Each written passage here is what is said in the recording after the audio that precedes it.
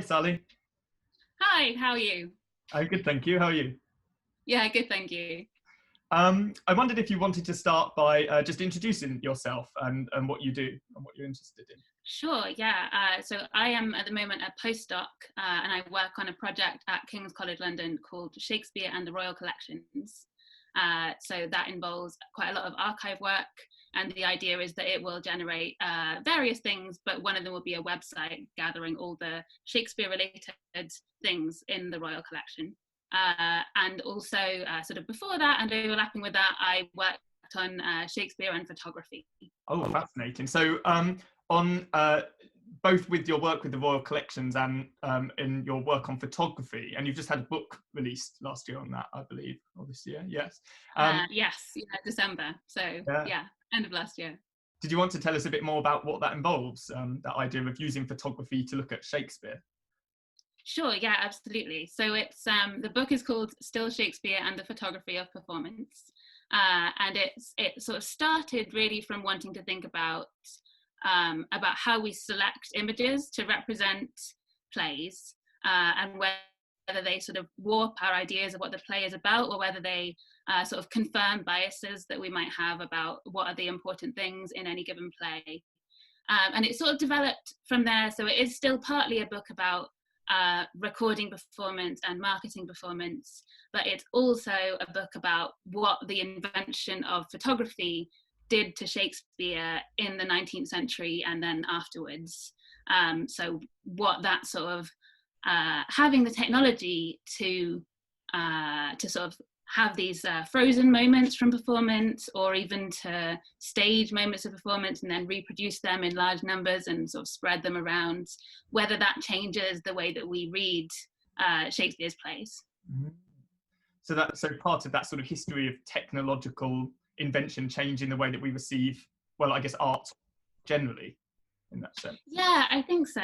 I think it's partly about the sort of lie that photographs tell us that they are reality. That sort of, if you take a picture of a performance, then what you have is like a fragment of that performance rather than a thing that's sort of related but separate.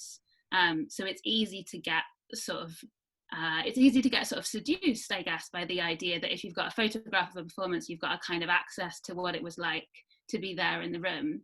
And I think that often is quite misleading.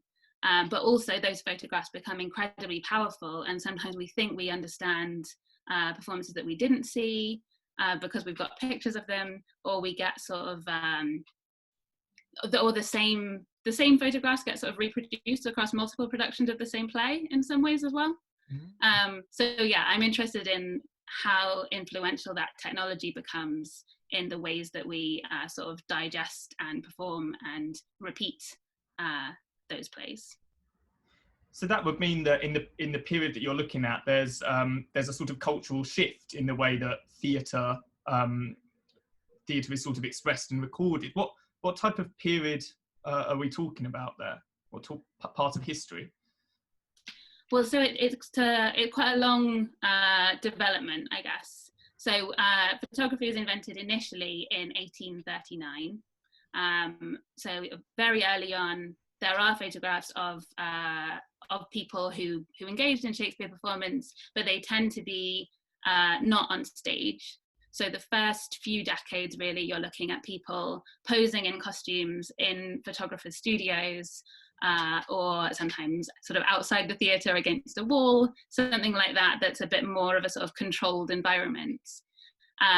So that's its own kind of performance record, and it kind of involves setting up a separate performance that takes place in the studio. So you need to get all the actors in costume in the photographer's studio and then get them to sort of manipulate their bodies into an approximation of what they would do on the stage, and then hold it for the camera for what might be quite a long exposure, so maybe up to sort of 30 seconds or more in those early pictures. And that is about marketing theatre. So that in some ways means that you're marketing theatre with actors and images of actors in a way that continues an existing tradition from sort of prints and paintings. And then gradually, really sort of towards the end of the century, you get a shift into actual photographs of stage action. And then sort of those get more and more sophisticated over the course of the 20th century. So it's a different kind of archiving of performance once you get the cameras actually into the auditorium. I mean, that's something that we still get from performances today, where they trail for top photographs as a means of marketing and sort of giving you a glimpse into performance, I suppose. So that's what we get today from these performances, comes part of this long 19th century history. Yeah, and I think in some ways we've sort of moved back towards the 19th century model. Like the photographs are a lot more flashy than they used to be, but there's the sort of celebrity casting and the idea that sort of celebrities are very centered in the way that we market, particularly Shakespeare. That is quite a 19th century idea, that what you would do, you've got a big production of Hamlet and it's starring someone really sexy like Henry Irving, and he's like doing a tour of the country. So then you get lots of photographs of Henry Irving and you put them in the local photographer's window. And that's kind of what we do today with Benedict Cumberbatch, except we do it on Twitter instead of in a shop. But there's still this sense that sort of the celebrity actor is very central, and that his image or her image is the commodity that you're selling, both in the photograph and in the play. Gosh, so that's so interesting. So the sort of work that you're doing is, I guess, around the Shakespearean text, rather than necessarily looking at the text and the performance itself. So you're looking at the different mediums, the different objects that kind of spring out of this kind of cultural idea of Shakespeare. And I find that really interesting. Yeah. I don't know if you wanted to say some more about. Yeah, I think surprisingly often it has very little to do with the text of the play. Sometimes, quite often, photographs get captions that are lines from the play. But sometimes, and again in the 19th century, surprisingly often, they're lines that actually don't belong to the play. There's a line not from Richard III that was added by Colley Cibber, and Richard says, "So much for Buckingham," and it became a really, really famous line, and it's often the caption for photographs of actors posing as Richard III, but it's not in the Shakespeare. So I guess photographs are sort of indicative of stuff that gets sort of patched on to the plays, and that sometimes becomes inalienable from them. I guess like the picture of Hamlet with the skull, it's very much like it's the first thing that comes to mind when you think of Hamlet, and it is in the text, but the image of it has sort of taken on a life of its own, I guess. Gosh, yeah. So that's a really interesting kind of example of how history, shapes our idea of what we think of when we think of Shakespeare, and so that sort of broad term becomes determined by, sort of technological and cultural developments like photography. I wondered if you wanted to talk a little bit about the project that you're working on now, because that sort of also involves different types of medium beyond theatre performance. Did you want to tell us a little bit about Shakespeare in the Royal Collections? Sure, yeah. So it's a project funded by the Arts and Humanities Research Council, and it is there are sort of 4 core members of the project team, half of whom are from a sort of English literature, theatre history background, and the other half are from an art history background. And we're looking at the Royal Collections, which are all of the stuff belonging to the Queen broadly. And it's interesting because it's technically a kind of national collection. It's held in trust by the Queen on behalf of the nation, in theory.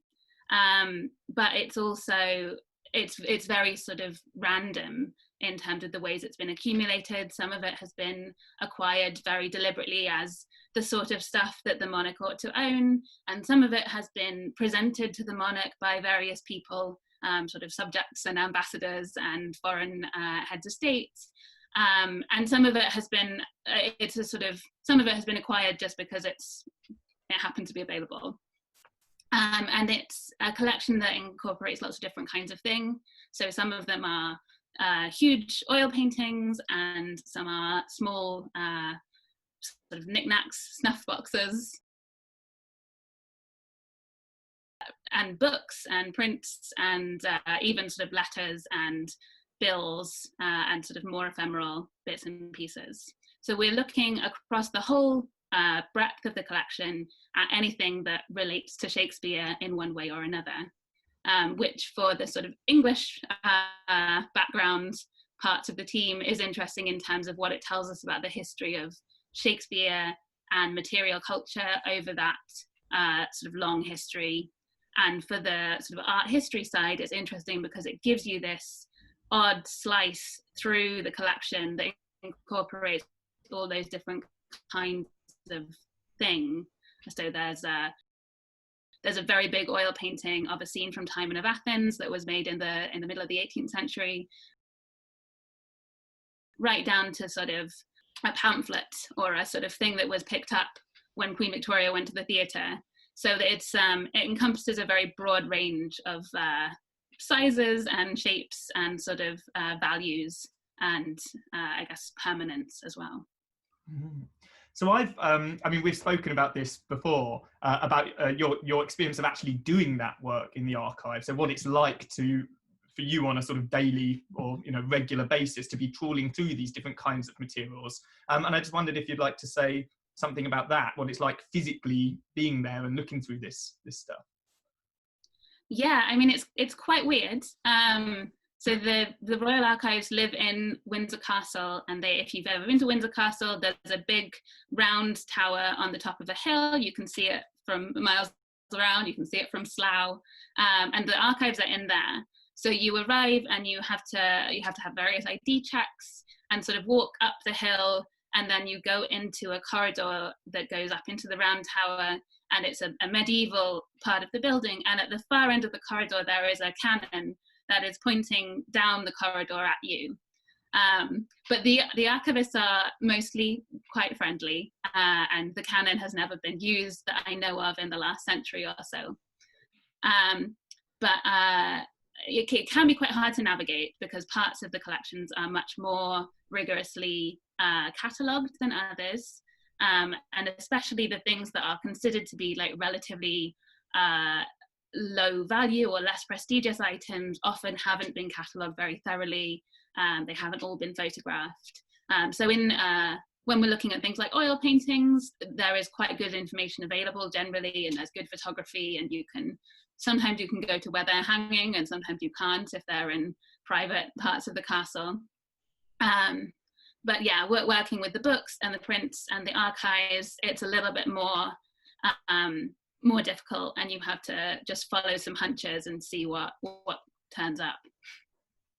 I mean, it sounds fascinating. I would love to visit that archive, I think. Yeah, I mean, it's different. One of the things that we're asking all of the guests on A Bit Lit to do is to sort of talk a little bit about what the term literature means to them. And yeah, I mean, this seems quite interesting given the range of material that you work with. So I wondered whether you wanted to talk a little bit about what literature means to you. Yeah, I think this project sort of crystallizes that question in some interesting ways, because we're trying to read a lot of things that are not books.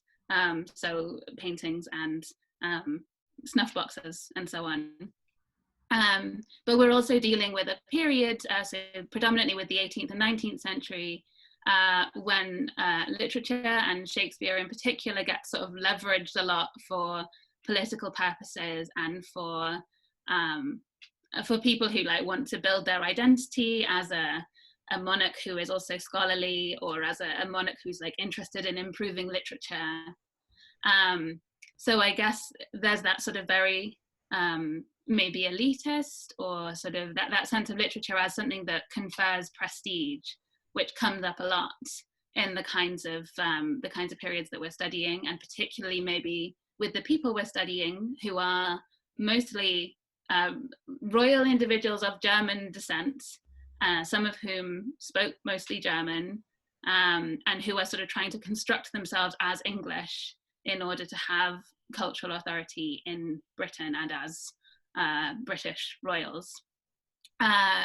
So literature has that sort of political weight to it, but at the same time we are reading reading snuff boxes and reading paintings, and also reading things like letters and diary entries and bills that do not have that kind of prestigious literary quality, and we're trying to give them the kind of focused attention that we would give to a poem or a play. Gosh, it sounds so exciting. I'm looking forward to more of what comes out of that project in the next few years. Did you want to add anything else to our kind of discussion before we wrap up? Is there any sort of shout outs or things that you wanted to address? I can't think of anything particular. If you look up shark.kcl.ac.uk, that's the sort of pilot version of the project website, so you can see like a summary of what we're doing there, and in due course you'll be able to see a lot more, but it's reasonably sparse at the moment, but yeah, do follow up. That's great. Well, thank you so much for talking, Sally. It was really interesting to hear about your search. Yeah, no, thank you. That was great. Speak soon. Bye-bye. Okay, bye.